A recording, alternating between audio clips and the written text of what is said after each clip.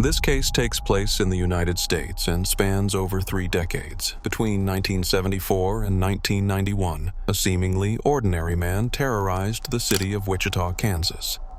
He blended perfectly into suburban life, a husband, a father, a church council president. But behind that mask of normality hid one of the most sadistic serial killers in American history. This is the true story of Dennis Rader, the man who called himself BTK, bind, torture, kill. Dennis Lynn Rader was born on March 9, 1945, in Pittsburgh, Kansas. He was the oldest of 4 boys. His father worked long hours as a lineman, and his mother juggled raising the children mostly on her own. As a child, Dennis appeared quiet, polite, and obedient. But even in his early years, something sinister was growing inside him. He began killing small animals, not out of rage, but curiosity. He would later admit that he felt power when he tied things up, when he controlled life and death. At home, Dennis hid his dark impulses behind an ordinary facade. He attended church, did well in school, and kept his disturbing fantasies secret. He dreamed of capturing women, binding them and controlling them completely. He later said, "I was just like everyone else, except I had this thing inside me that wanted out." After high school, Rader joined the U.S. Air Force. He served for several years, stationed overseas, and was honorably discharged in 1970.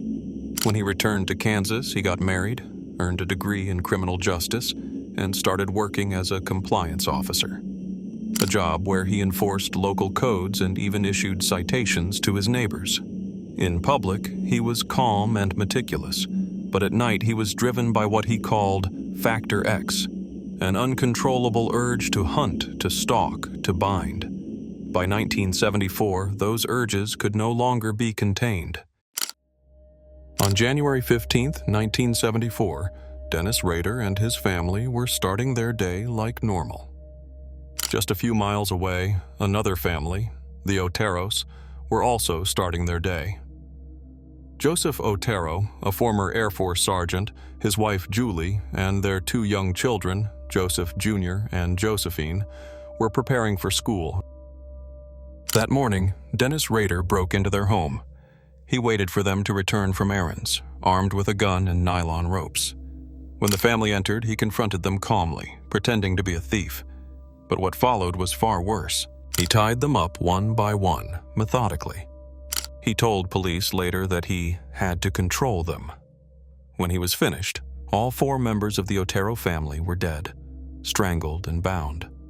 Before leaving, he took souvenirs, a watch, a radio, and his first photographs. Then he walked away, quietly, unseen, unnoticed. In the months following the Otero murders, Wichita police were baffled. There was no clear motive, no suspect, no leads. But Rader didn't want to be forgotten. A few months later, a local newspaper received a letter. Inside, a typed confession described the murders in chilling detail, things only the killer could know. The writer ended with 3 words that would define him forever: bind them, torture them, kill them. He signed it, BTK. From that moment, Wichita had a name to pursue. After the Otero murders, Rader disappeared into normal life. He attended church every Sunday, became a Cub Scout leader, and volunteered in his community. But his fantasies never stopped. He began watching women in his neighborhood, following them, photographing them, breaking into their homes to study their routines. He called these preparations his projects. In April 1974, he selected his next target, Catherine Bright, a 21-year-old college student. He followed her for weeks before breaking into her home. When Catherine arrived with her brother, Rader was surprised. He shot the brother twice and turned on Catherine, binding her and stabbing her repeatedly until she died. After this murder, BTK went silent for 3 years. But silence never meant peace. It meant planning.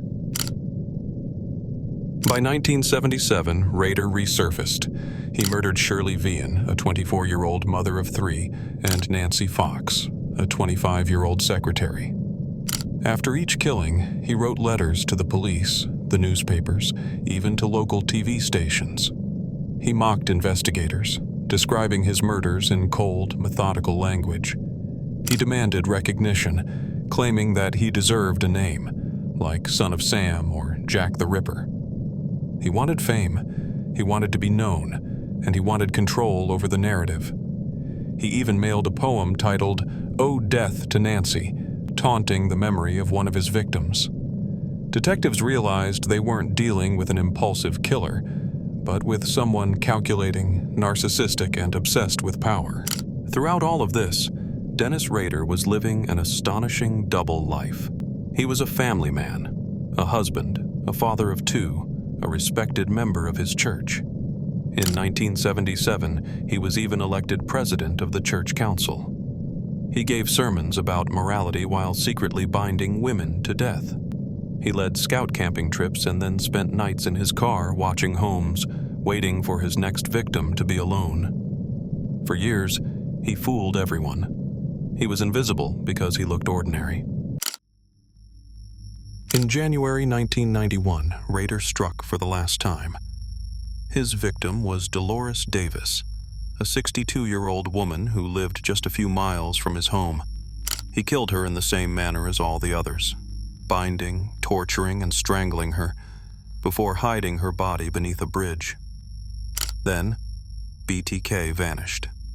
For over a decade, there were no new letters, no murders, no clues. Many assumed he had died, moved away, or simply stopped. But BTK was still there, living quietly in Wichita, attending church, enforcing city codes, and watching the headlines fade away. In 2004, 25 years after his last known killing, Wichita police received something they never expected: a package. Inside was a letter, typed, taunting, signed once again, BTK. He was back. He sent drawings, photos, even a doll tied up to resemble one of his victims. Investigators realized this wasn't a copycat. It was him. But this time, BTK made a mistake. In one of his last messages, Rader asked investigators a strange question. Could a floppy disk be traced back to its sender? The police, playing along, told him no. It was a lie. Days later, a purple floppy disk arrived at a local TV station, addressed from BTK himself. When forensic technicians examined the disk, they discovered hidden data inside, metadata that revealed where it had last been used. The file pointed to Christ Lutheran Church, and one username stood out: Dennis. A quick search led detectives to Dennis Rader, the president of that very church council, a married father of two, living quietly in Park City, Kansas. To confirm their suspicions, police secretly obtained a DNA sample from a tissue his daughter had discarded at her university. The genetic profile matched semen recovered from multiple BTK crime scenes.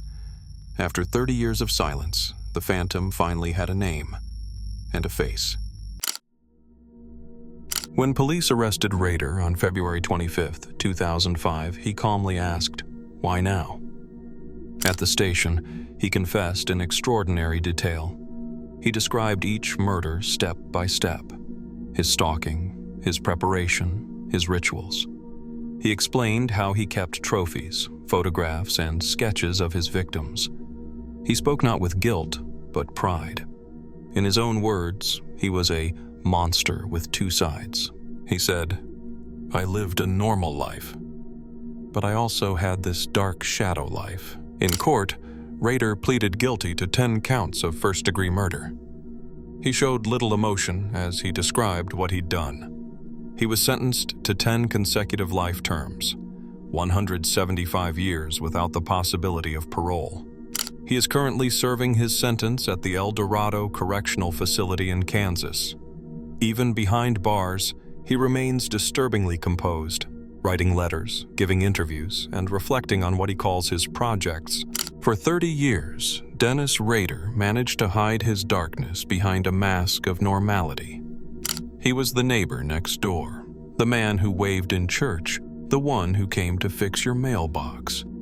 He was proof that evil can live quietly, disguised as ordinary. When asked if he ever felt remorse, he simply replied, "I guess I have a bad side. I just compartmentalized it." Dennis Rader, the BTK killer, remains one of the most chilling examples of how normal a monster can look.